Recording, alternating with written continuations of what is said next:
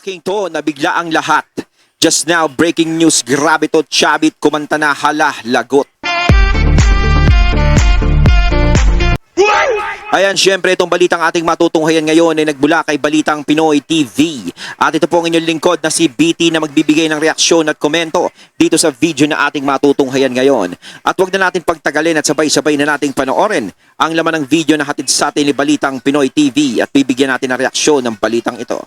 Pasok! Ito ang Balitang Pinoy TV. Balitang Pinoy TV. Okay, magandang araw po sa ating lahat at Ayun, syempre bago natin simulan ng video ito, nais ko nga pala magbigay ng credits dito sa boses at video na matutunghayan natin ngayon. Walang iba kundi si Donmar TV. Syempre huwag niyong kalimutang suportahan ang channel ni Donmar TV mga katunay. Pakibisita po yan para maging updated tayo sa mga vlogs, reactions at sa mga balitang hinahatid sa atin ni Sir Donmar TV. Syempre, huwag niyong kalimutang mag-follow at mag-subscribe kay Sir Donmar. Ipagpatuloy natin. heto, panibagong reaction video na naman sa mga nangyayari sa ating world of politics dito sa bansang Pilipinas. Ay, ang press con nga na nag-trending ngayon, itong si Chavit Singson. Yan ang papanoorin natin ha. Na talaga nag-express na ng pagkadismaya itong si Chavit Singson Ayun, si Chavit sa administrasyong ay Marcos. Okay, nilaglag talaga itong si Bongbong Marcos. Sabi pa nga ni Chavit Singson, nagka-amnesia na siguro itong si BBM. Di ba? Okay, so yun po ang mga pag-uusapan natin. Pero bago natin ito pag-uusapan, bago ang lahat. help me po na i-like muna ha at i-share itong video na ito para guys kakalat ito sa taong bayan. Okay, sabay-sabay nating i-like muna at i-share itong video natin, Facebook at YouTube. 1, 2, 3, go! Go! Okay, like and share para maraming makalam. And also guys, paki-subscribe at paki-follow ito para lagi kayong updated sa mga balita na kagaya nito. At ma-notify ang inyong mga cellphones kung meron tayong breaking news. Okay? So, kagaya nito, breaking news ito. So, sabay-sabay natin i-follow, i-subscribe, Facebook at YouTube. Ready? Follow, subscribe. 1, 2, 3, go! Ayan, thank you very much. Okay, punta tayo dito sa press ko naman ni Chavit Singson. Okay? Binabanatan niya ang administrasyong Marcos dito. Ito, panoorin natin. Parang paikot-ikot lang tayo eh. Dapat ang unang imbestigahin, flood control as flood control is concerned. Dahil di ang flood control ang mga katiwalian sa gobyerno. Eko. Hindi lang po flood control.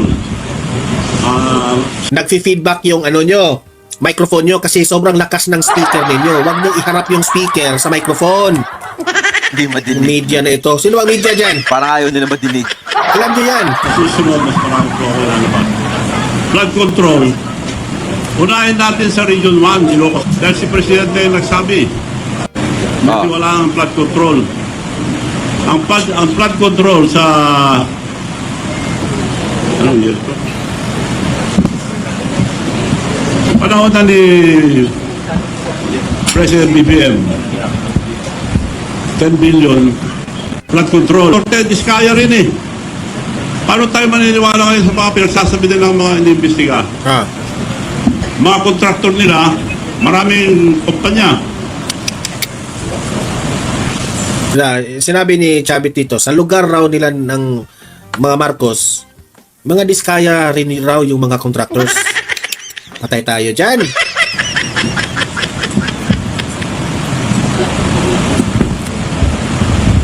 Sa Ilocos Norte lang, Ilocos Norte ha. St. Matthew General Contractor and Development Corporation, Na. Patay. 962 million plus, Dako. almost a billion. St. Gerard Construction General Contractor and Development Corporation, 608 billion. Alpha and Omega General Contractor and Development Corporation, Na. St. Timothy Construction Corporation. Apat ito sa Ilocos Norte. Paano nila hindi alam ito? Dako. Lahat puro nasa Ilocos Norte. Ano ba yan? Ayan oh. Di ba yung sinasabi ni Sir Chavit? Lahat nasa Ilocos Norte. Dapat yung mga nagwala dun sa rally, dapat diyan kayo nagpunta sa Ilocos. Diba na? Namasahe kayo dun. Tapos doon sa Ilocos kayo magano. Diba? Doon. Mariusip naman oh. Probinsya niya ito. Doon kayo nagsisisira ng gamit.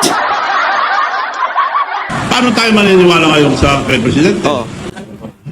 Dapat yung mga inapoy niya na Independent Commission on Infrastructure Mabubuting tao po yun. Kilala ko po si Mayor Magalong. Mabuting tao. Yes. Yung pinsan ko yung isa,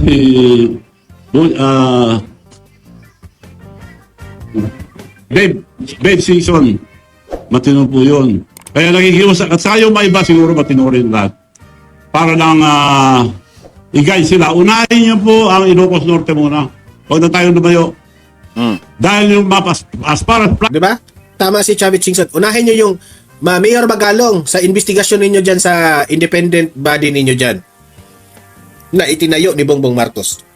Unahin nyo ang Ilocos Norte, yung lugar ng mga Marcos. Kasi si Chavit Singson ang nagsabi, marami ring mga dapat questionin dyan ng mga proyekto. Kumbaga, dyan sa Ilocos Norte, lahat nagtatago ang istorya. Kumbaga, dyan nagsisimula lahat ng ugat. Parang, yun naman talaga ang dapat minsan, di ba? Kumbaga, kung gusto mong may malutas na isang problema, isang kailangan doon ka muna magsimula sa di ba? Ito yung mali, nagsimula. Hanapin mo yung pinakaugat niyan. Di ba? Kailangan doon eh. Kasi kung magano ka sa mga sanga-sanga, wala, magpapatuloy pa rin yan. Pero kung talagang yung pinakaugat ang pupuntahan mo, yung pinakaugat ang susolusyonan mo, yun. Pag nabunot mo yun, wala na, hindi nakakalat yung sanga nun. Hindi na mamumunga yun, di ba? control social at buong Pilipinas, sino naka-corner? Yung mga diskaya. Sila ang contractor nila eh. Ba't imbestigahan nila muna yun? Nandun na lahat ang kalukuhan. Talagang contractor na talaga nila yung mga diskaya, ba? So kung antayin natin ang Senado, mag-ano pa yan eh. Tatagal pa. Diretso na. Diretso na lang to. At ang suggestion ko lang, huwag na natin pahirapan ang taong bayan. Yung Yes. rally, baka may manggulo pa. May Ang nanggulo na. pakiusap ko lang, it will be a peaceful revolution about corruption. Ang mga kabataan at mga estudyante ang maglilid ang revolusyon na ito. This is not for ourselves. Yun nga yung sinabi ni Sir Chavit, yung mga kabataan na magli-lead ng mga, ayun nga mga kabataan sila yung nanggulo na nanggulo ron. Sila yung mga nagwala dun. Tapos meron pa akong isang nakita, mga katunay, maibalik natin, no? Meron pa akong isang nakita, nakuha ng pulis yung isang bata. 15 anyos ba yun? 15 anyos. Na batang lalaki. Sabi nung reporter, saan ka galing? Nahuli ka ba? Sabi nung bata, hindi po ako nahuli. Tapos sabi nung pulis, yung kasama niyang pulis, nawawala. Samantalang ni-review yung video, yung batang yun, nakatakip yung muka. Isa siya namamato ng mga pulis. Diba? Mario Joseph, kita nyo. Ayun nga hindi masama din na mag-lead yung mga kabataan dahil syempre sa future nyo din naman yun eh. 'Di ba? Pero sinasabi nga dito ni Sir Chavit, ang pinaparating niya rito, in peaceful. Huwag na tayong gumaya dun sa iba. Kasi kung gusto nyong gayahin yung Nepal, kung gusto nyong gayahin Indonesia, siguraduhin yung kaya yung panindigan. 'Di ba? Kasi sila pinanindigan nila yun eh. 'Di ba? Hindi sila natakot sa bala at baril. Hindi sila natakot doon. Sinusugod nila yon ng harap-harapan kung mapapanood nyo. Nagpapaputok ng baril yung mga kapulisan doon, mga sundalo pa ata yun eh. Pero hindi sila natatakot. Sumusugod sila. Dito pag may nagpaputok ng baril, takbuhan. Doon sa Nepal, hindi. Talagang sugod. Kumbaga, buwis buhay talaga yung ginagawa nila ron. Hanggang sa magtagumpay sila sa ginawa nila. Kasi dito, kapag hindi nyo pinanindigan yan, na natakot kayo, naglabas ng baril, nagpaputok, takbuhan na, wala na. Diba? Kaya kung talagang kayo, may plano kayong manggulo sa rally, kailangan 100%. Yung sinasabi nyo sa mga banner nyo na handa kaming magbuwis ng buhay para sa Pilipinas, siguraduhin nyo. Dahil sila Andres Bonifacio, yung mga sinasabi nating matatapang na bayani, sila Macario Sakay, Andres Bonifacio, etc., etc., lumaban yan. Hindi natakot sa bala at baril yan kahit itak lang ang mga gamit nila. Diba? Tayo dito nagtatapang-tapangan tayo eh. Manggugulo tayo, hawak bato, hawak kawayan, hawak kahoy.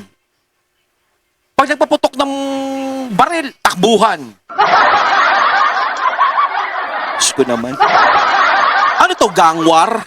Ginawa nyo namang gang war yung rally. Hindi naman gang war yan. Si Mariusip. Nakikita natin yung mga gang war ng mga bata. Babato, takbo. Susugod, babato, takbo rin yung isa. Ganun yung ginawa nyo eh. Yung mga pulis ginawa nyong bata. Di ba? Mariusip. This is for the future of our children. Mga kabataan, pabayaan natin sila. Sila mag-lead itong revolusyon. Yun yung sinasabi ni Sir Chavit ha. Baka may misinterpret nyo ha. Yung mga kabataan sila ang mag-lead. Ang gusto ni Sir Chavit is yung mapayapat, hindi magulo. Yung talagang yung mga kabataan talaga is ibo-voice out nila yung karapatan nila. Yung karapatan nila na niyurakan, yung karapatan nila na inagawan sila. At yung karapatan ng ano, di ba? Ganon. Hindi yung manggulo, magnakaw sa mga establishmento, manira ng mga ganito. Walang grab and corruption. Ang suggestion ko lang, ewan ko kung papayag sila, huwag na tayo magpunta sa kalye, baka guluhin pa nila. High school and colleges, pero yung mga nasa kindergarten, yung mga elementary, tuloy ang pag-aaral. Oo, syempre. Hinto muna sila. Sir Chavit naman syempre, no? Makakita naman tayo ng kindergarten tsaka elementary na nagrarally, jahe naman yun. Hanggat di bumababa lahat ng mga kurap sa gobyerno. Para sa akin, yung hindi pa bumababa mga korap sa gobyerno, parang malabo pa sa ngayon yan. Kumbaga talagang magtiyaga ka lang muna hanggang 3 years. After 3 years siguro. Pero sa panahon ngayon talaga parang napakalabo pa. Yung pinaglalaban natin na sana mabago ang gobyerno, malabo pa ngayon yan. Malabo pa yan. Ngayon, kung ayaw nila mag-resign, sila nagpapahirap sa mga estudyante. Kaya nakikiusap ako sa mga kabataan, mga student leaders, tumayo kayo dahil karapatan nyo to, dahil kinabukasan nyo to. Hindi po para sa amin, tumutulong lang po kami dito sa inyo. Ang mga opisyal naman, mga military and police, generals, mga officials, pabayaan nyo po yung mga anak nyo sumama sa protesta ng korupsyon. Huwag nyo silang pigilin para walang gulo. So yun po ang aking suggestion sa mga kabataan. Huwag na lang sila pumasok muna, magbakasyon muna sila. Kung hindi alis, aaduhin natin yung... Alala ko lang, education is very important. Pero anong kinabukasan nila? 17 trillion ng utang ang Pilipinas, so umuutang pa sila. Saan na pupunta? Sa corruption. So, yun lang po pakiusap ko. Babayaan natin ang mga kabataan, mga student leaders, sila mag-lead itong revolusyon ng korupsyon. Wag lang silang Ang punto ni Chavit Singson dito, na kung magagalit ang mga kabataan, especially itong mga college, itong mga Gen Z, no? Yung mga 30, 40 up, wala na, no? Alam natin na meron tayong pinaglalaban rin. Pero ang dapat talagang magpursigi dito is yung mga kabataan talaga. Kasi kung ano ang mangyari ngayon, Oo. this is for the future. Sila rin ang makinabang. Yes, tama. Kung lalabas sa kalye ang itong mga kabataan ngayon dahil galit sila sa administrasyon ngayon, hayaan na natin. Si Chavit Singson na ang nananawagan dyan, ha? Kumbaga, payagan na sila. Hindi rin kayo pumunta sa Marani, pero baka may manggulo, baka mapahama kayo. Ang suggestion ko, walang gulo. Oh, yun. Huwag na lang kayo pumasok. Kumbaga, good rally ang gustong mangyari ni Sir Chavit. No? Kumbaga, ayaw niya ng gulo. Hinihimok niya yung mga kabataan na mag-lead ng rally, pero huwag lang gulo. I-voice out nyo lang kung ano yung nararamdaman nyo. Tumayo kayo, karapatan nyo, magprotesta. Correct. Yes. Dahil sa ang gobyerno natin, wala nang mangyayari. Dahil walang isang salita ang presidente. Walang isang salita yan. Ba't tayo maniniwala? Siya nagsabi. Meaning to say, tama tayo na budolero si Bongbong Marcos. Siya na nagsasabi walang isang salita itong presidente natin. Walang isang salita. Kaya nga nakakatawa yung nakikita kong post sa Facebook. Rallyista nahuli 50. Corrupt nahuli 0. Mantakin nyo, ang daming nahuling rallyista. Pero sa corrupt, wala pang nahuhuli. Wala pang nakukulong. Puro lang tayo investigasyon, wala namang nakukulong. May nakulong na ba? May nanagot na ba? Wala naman. Seryoso. Kung kayong mga loyalista dyan, kung hanggang ngayon naniniwala pa rin kayo kay Bongbong Marcos, nasa inyo na yan. Maraming beses na kayo niloko. Magpaloko pa rin kayo. Ewan ko na lang sa inyo. Sabi, nakakaya kayo. Dapat nakakaya tayo eh.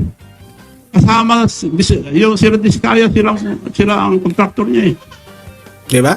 Ay, kumbaga talagang Imagine. parang sariling contractor nila yun.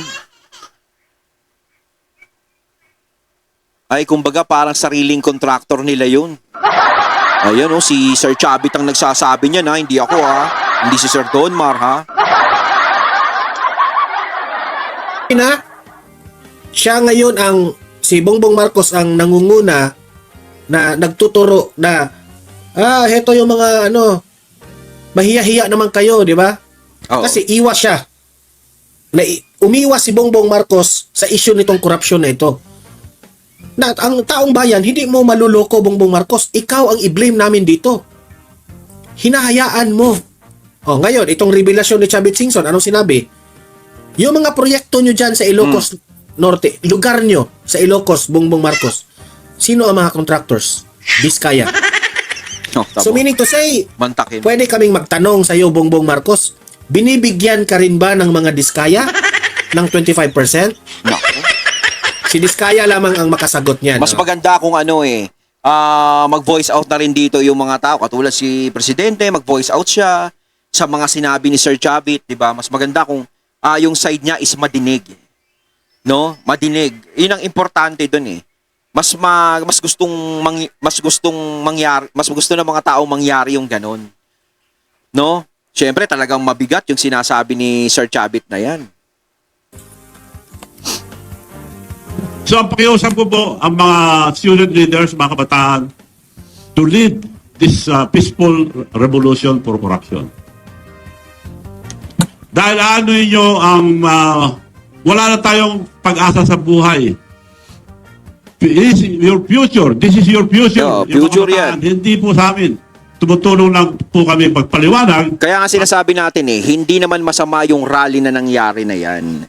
Hindi naman masamang mag-rally, hindi masamang maglabas na sama ng loob. Ang masama lang dyan is yung mawalan na kayo, yung mawala na sa sa pinaglalaban. Yung prinsipyo mawala na. Gaya nung nangyari kahapon. 'Di ba? Yun ang yun ang masakit, yun ang masaklap. Na galit tayo sa korupsyon, galit tayo sa mga tao nagpapahirap sa bayan. Pero bakit kailangang ang pagbalingan ay yung mga taong walang kinalaman, yung mga establishmentong walang kinalaman? Dahil mukhang naliligaw tayo Investigasyon ng investigasyon sa Senado, wala nangyayari. Paikot-ikot. Wala namang nakukulong 'Di ba? So, yun lang po. Maraming salamat and I'd like to entertain any question. Ayon, at ating natunghayan ng video na nagmula kay Balitang Pinoy TV. At syempre natunghayan din natin ang boss na yun at ang video na yun na binigyan natin ng reaksyon na nagmula kay Sir Donmar TV. At syempre natunghayan din natin si Sir Chavit Singson. Kayo mga katunay, anong masasabi niyo tungkol dito? Comment lang po kayo sa comment box. So once again, I'm BT and I'm out. Peace.